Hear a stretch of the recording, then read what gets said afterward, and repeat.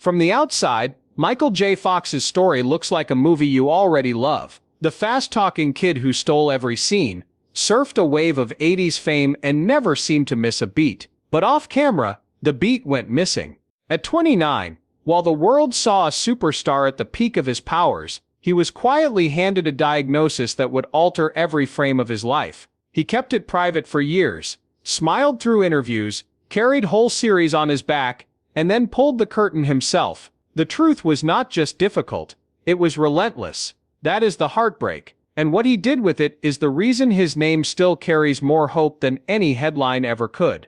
Before the tremor in his finger, there was only momentum. He was Alex P. Keaton on Family Ties, a breakout who turned button-down ambition into comedy rocket fuel. He was Marty McFly in the Back to the Future trilogy, sprinting through time with a skateboard and a grin the size of a mark. Casting directors called, studios chased, and audiences learned his rhythms like a favorite song. The timing, the charm, the quickness, it all felt effortless. And then in the early 1990s, a small shake that would not leave announced a different future. Doctors gave it a name that few expected to hear attached to someone that young: Parkinson's disease. He was told it would progress, he was told it would not stop, and he was told bluntly that plenty of people would tell him to sit down and accept a smaller life. For a while, he hid the diagnosis, a private war fought in trailers and kitchens and long quiet hours after the applause died down. He tried to drown it, then chose to face it.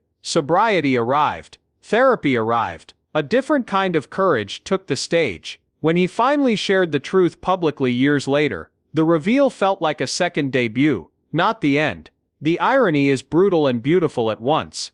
The guy who played time as a toy was learning to live inside it, second by second, with more honesty than most of us ever manage. Here is the part that hurts even if you know it is coming. Parkinson's is not a movie villain you beat in the third act. It is a condition that rewrites scripts, sometimes hour by hour. Medication can smooth the edges for a while, and then wear off. Sleep gets tricky, balance becomes uncertain, speech fades in and out. The body you once commanded like a perfectly tuned instrument begins to argue with you. And the argument does not end. That is the tragedy people feel when they watch him in interviews, or in the documentary that let the cameras see the unvarnished mornings, the careful steps, the stumbles and the laugh that refuses to quit. And yet if you stop there, you miss the larger design he has built in the middle of the storm. He did not just survive, he went to work. He founded a research foundation that grew into one of the most effective engines in medicine,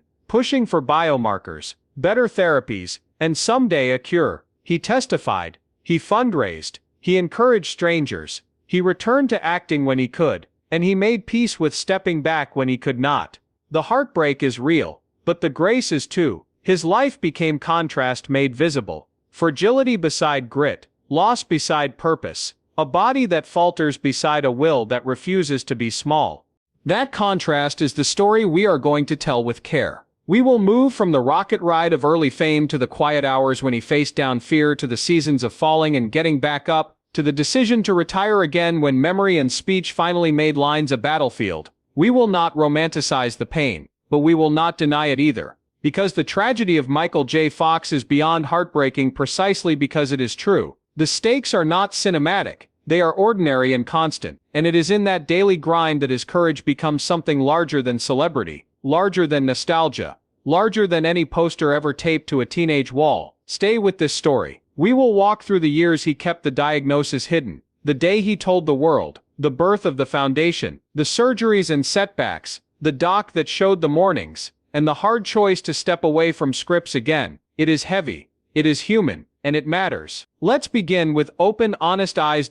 Before he told the world, he told the mirror. The first tremor that wouldn't stop arrived in 1991. Mid-shoot, a tiny insistent beat in his left hand that kept showing up in the quiet moments. He was 29, a leading man with a calendar that stretched for months, and the diagnosis he received sounded like a door slamming on the future he'd built: Parkinson's disease. He learned fast that symptoms came in waves, that some hours were easier than others, and that the job he loved demanded precision at precisely the times his body might refuse it. He and Tracy Pollan, his wife since 1988, made a pact to face it together, but facing it in private is different from naming it in public. For 7 years he carried the news quietly, waking early to wrestle with the morning, calibrating days around the window when he felt most steady, and returning home to the only place where he could simply say, "It's hard today." He tried not to feel it. He tried to outrun it. He tried to bury it. The escape hatch was the same one so many frightened people reach for, a drink that turns down the volume. That numbing didn't last,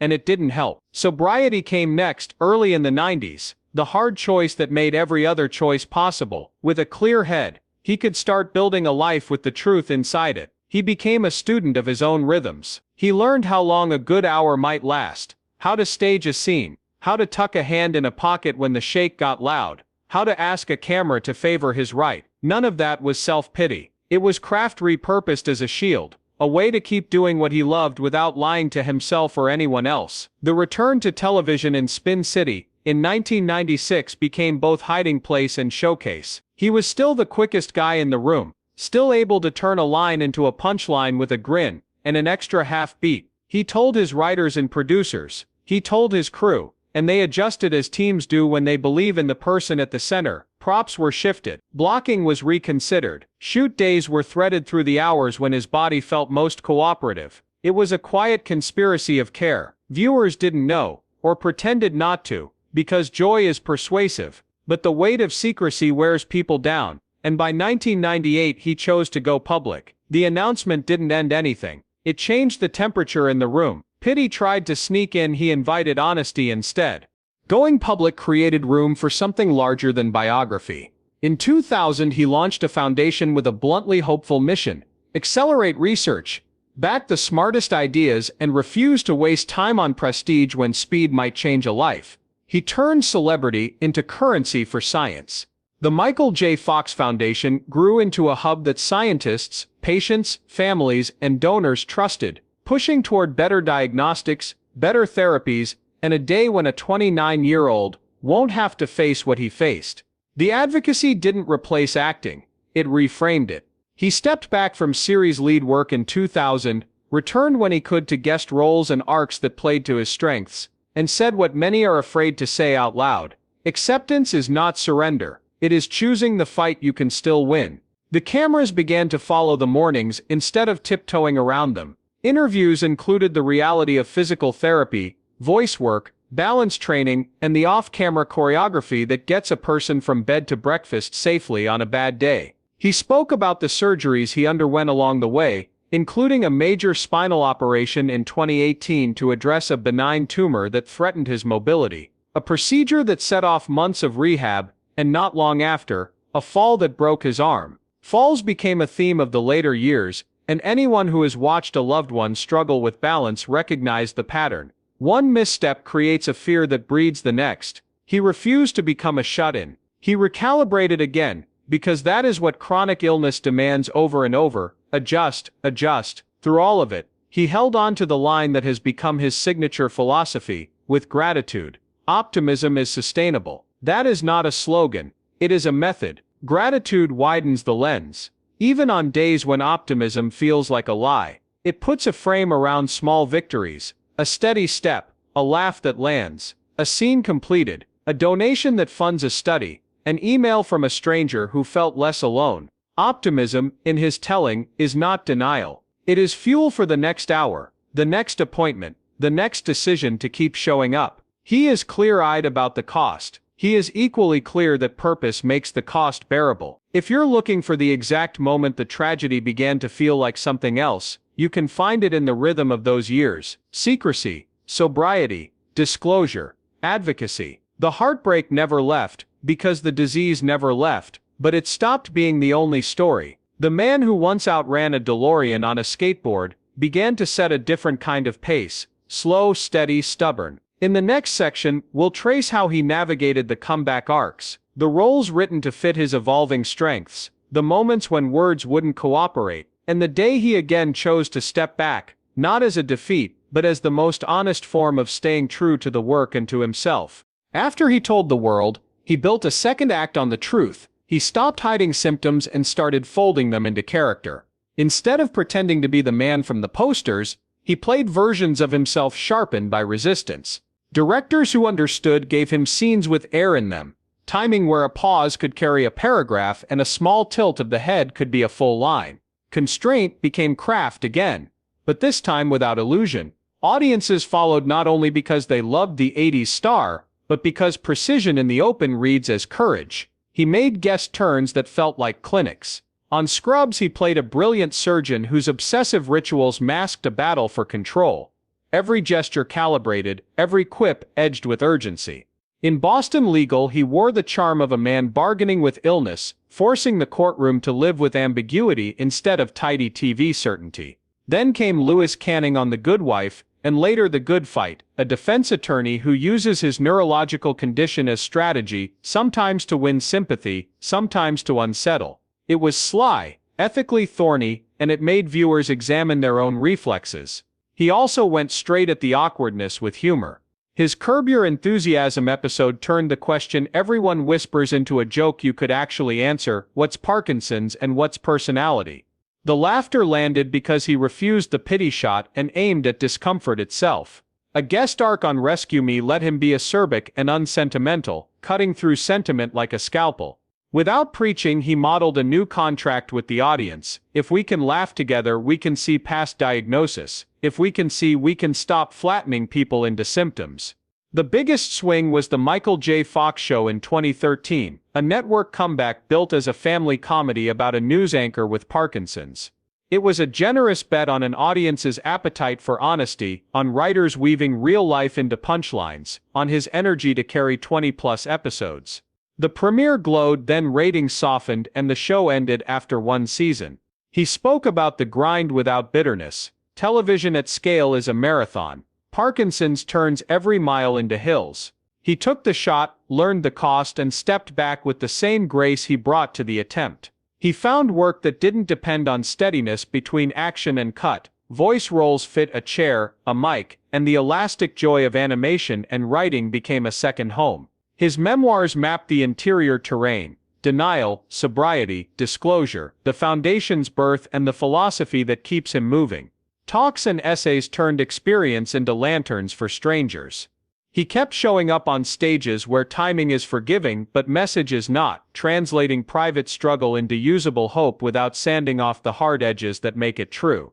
And there were days when words would not cooperate. In No Time Like the Future, his 2020 memoir, he writes about memory fog and nouns that hide behind curtains just out of reach. Line memorization, once a reflex, became a gauntlet. He announced another retirement from acting, not as surrender, but as accuracy. The job requires tools he could no longer count on every day. Honesty preserved dignity and protected the work from becoming a smaller echo of itself. It's a hard sentence to write when your life was dialogue, but truth, again, kept the room steady. The body kept asking for adjustments. A benign tumor on his spine required surgery in 2018 and months of rehab to relearn confidence in each step. Not long after, he fell and broke his arm. In later interviews, he spoke of other injuries from falls: cheek, hand, shoulder. The rough arithmetic of balance when reflexes lag a half beat. None of it is cinematic. It's the ordinary, exhausting math caregivers recognize: you plan, you adapt, and some days the floor still wins. He recalibrated again because chronic illness keeps repeating the same demand: adjust. And then there is the work that does not tremble. The foundation scaled, funding studies, linking labs, and accelerating the search for diagnostics and therapies. In 2023, scientists supported by the foundation reported a biomarker breakthrough, a test that detects misfolded alpha-synuclein in spinal fluid, nudging the field closer to earlier, reliable diagnosis. Public appearances became an art form, from interviews and panels to a 2023 documentary, Still, a Michael J. Fox movie, which braids archival footage with present-tense mornings and refuses pity in favor of candor. That film captures the paradox he lives: progression makes everything harder. Honesty makes everything bigger. Next, we'll sit inside that paradox, and the philosophy that holds it together. So let's stand inside the paradox for a minute, the one still makes impossible to ignore. The film crosscuts the kid sprinting through sitcom sets with the man who measures the distance from couch to door like a mountaineer gauging weather.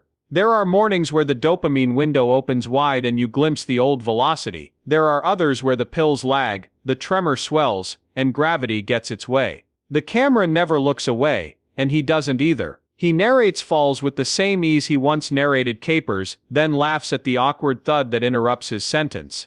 The heartbreak sits right there, in the ordinary thrum of a day that refuses to cooperate. The hope sits beside it in a refusal to let humiliation have the last word. His philosophy isn't a motivational poster, it's a method hammered out in difficult rooms. Optimism, he says, is sustainable when you can find gratitude. That sounds soft until you watch how he uses it. Gratitude widens the frame on days that want to shrink to a symptom. The small victory of a steady pour of coffee, the precise landing of a joke in a room full of strangers, the text from a researcher with good data, the hand on his arm when a curb looks risky. Gratitude makes space for humor, and humor breaks the spell of dread. None of that denies progression, it simply refuses to let pain monopolize meaning. Acceptance in his hands is not resignation.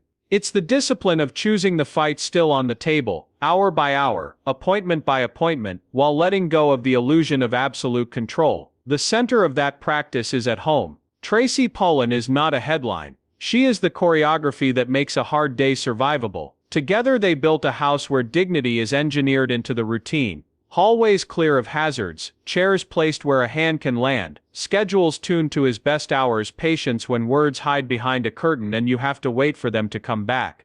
Their 4 children, Sam, twins Aquina and Scholler, and Esme, grew up learning the difference between fussing and helping, between watching and witnessing. In family photos and brief cameos, you see the thing more important than any device or therapy, the unflinching normalcy of love. It's the most practical technology there is.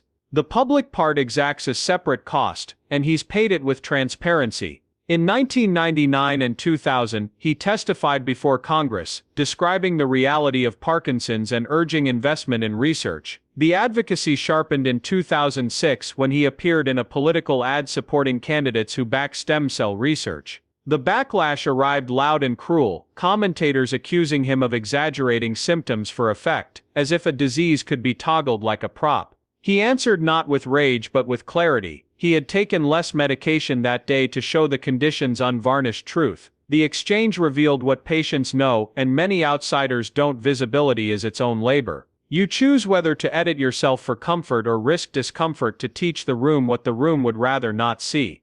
Meanwhile, the foundation kept pushing the science.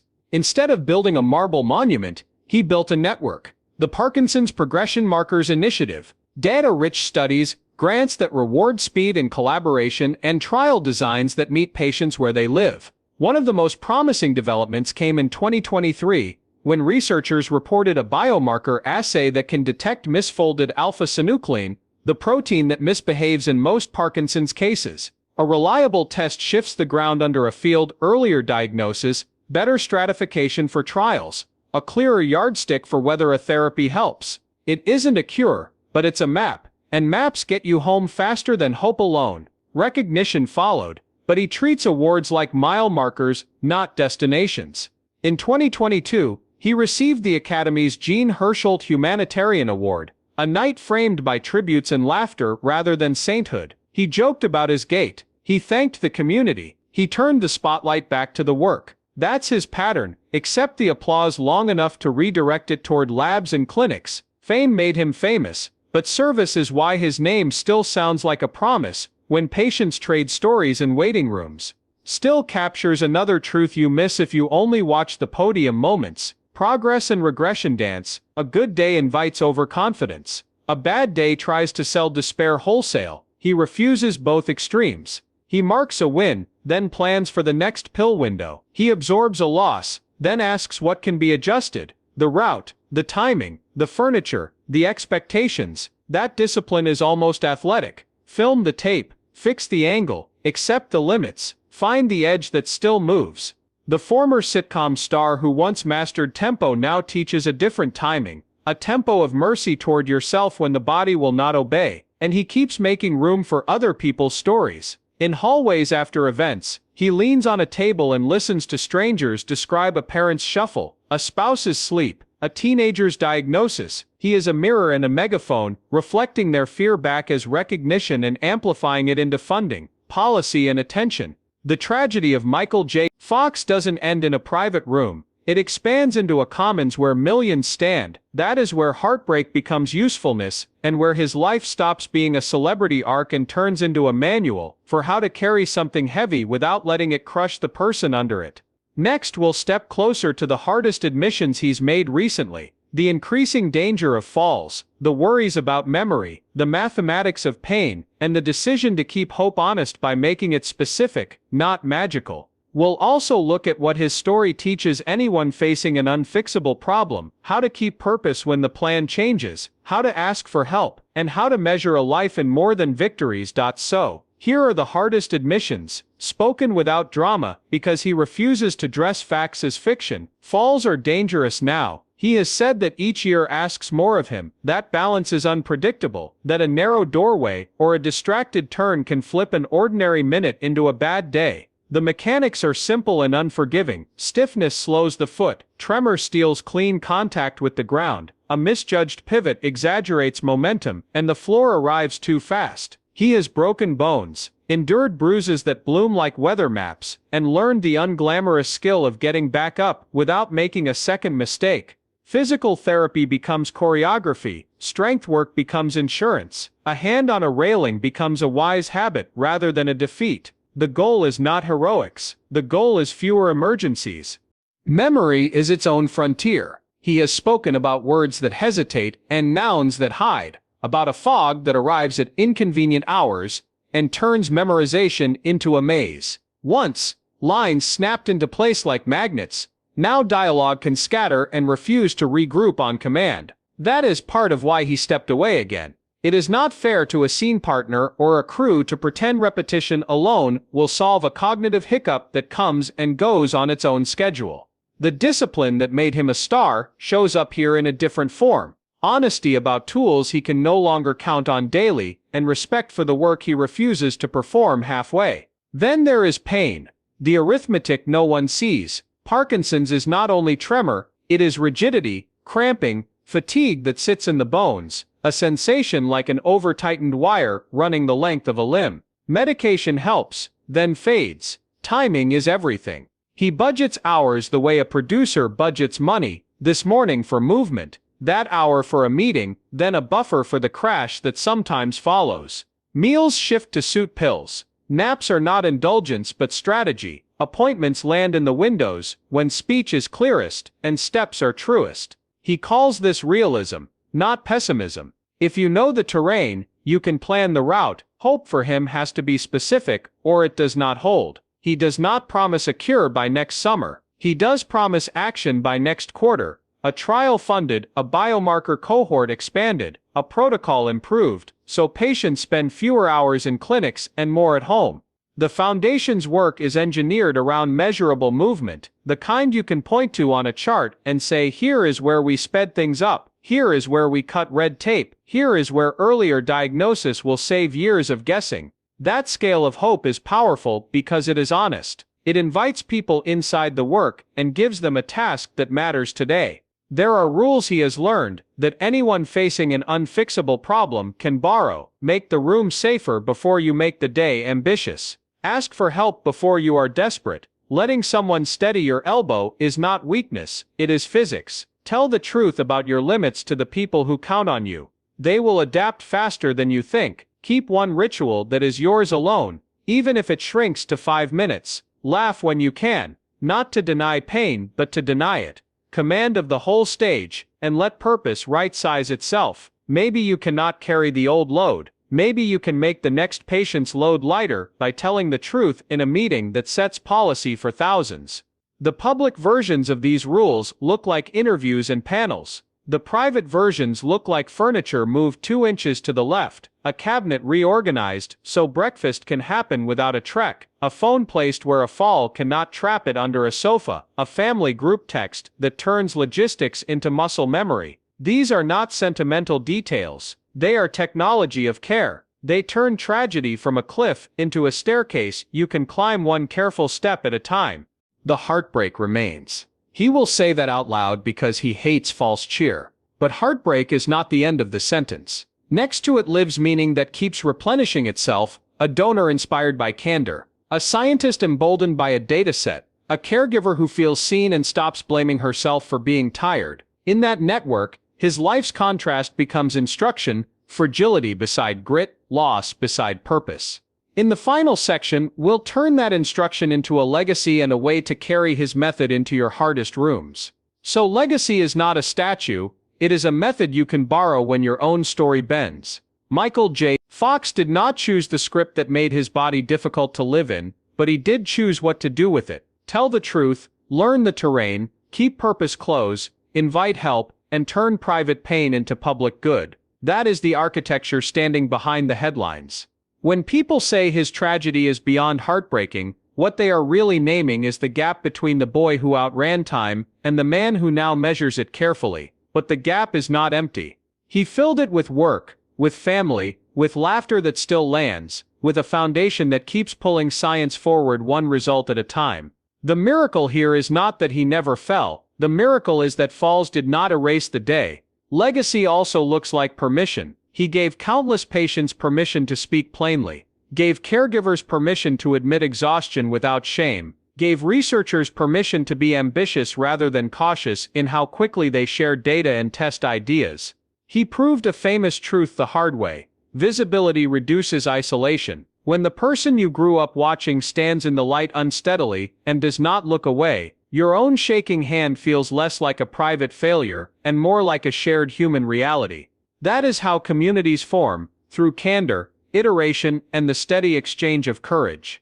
Look again at the arc. Alex P. Keaton taught comedic timing. Marty McFly taught you to leap. The Advocate taught you to endure. The camera used to capture speed. Now it captures patience. Early applause rewarded control. Later applause rewards presence. He has accepted awards with the same shrugging gratitude he carries into clinics and labs, treating ceremonies as fuel rather than finish lines. In every room he redirects attention toward the work, toward trials that get smarter, toward diagnostics that arrive sooner, toward care models that fit real lives instead of asking real lives to bend around them. Even his exits taught something useful. He left series work when it would have cost others too much. He returned when he had the bandwidth to deliver. He stepped away again when the math turned against the craft. That instinct, protect the work by telling the truth, protects dignity too. Fame tempts people to pretend. He traded pretense for precision. He tells you where the line is now, and then he keeps moving inside it with as much grace and good humor as the day allows. None of this undoes the heartbreak. The disease remains relentless. Years compound, falls add risk, memories misplace themselves, and joy has to be defended like a campfire in wind. But look at the warmth that campfire throws. You can feel it in the halls outside a fundraiser, in emails from patients who found words after watching an interview, in lab meetings where a dataset arrived because the foundation insisted on it. The light reaches farther than the damage, and on some days that is the victory that counts. Maybe that is the largest lesson here. Make hope measurable. Count the stairs you climb, not the ones you cannot. Name one thing you can fix and fix it. Share the tool, leave the door ajar for the next person. Laugh when the line goes missing and you have to improvise. Thank the hand that steadies you. Then when you have a little extra, give it to the commons, the fund, the study, the neighbor who needs a ride. A life is not measured only by what it avoids, it is measured by what it gives away while carrying what it did not ask for. And when you remember Michael J. Fox, remember both frames, the kinetic kid and the man who keeps choosing to stand back up, put them side by side. The contrast is the point. It shows you that strength does not vanish when speed does, and that meaning can expand even as ability contracts. The tragedy is beyond heartbreaking, the legacy is beyond argument. Together they make a story large enough to carry, one careful step at a time, into whatever hard room you enter next. Carry that with you. When a day tilts, borrow his method. Pause, breathe, measure, adjust, ask and try again. When someone you love is struggling, be the railing, not the critic. When you don't know what to say, offer presence and an errand. When a lab asks for volunteers, read the form. When a community asks for funds, give what you can. That is how tragedy becomes useful and hope becomes a habit you can practice.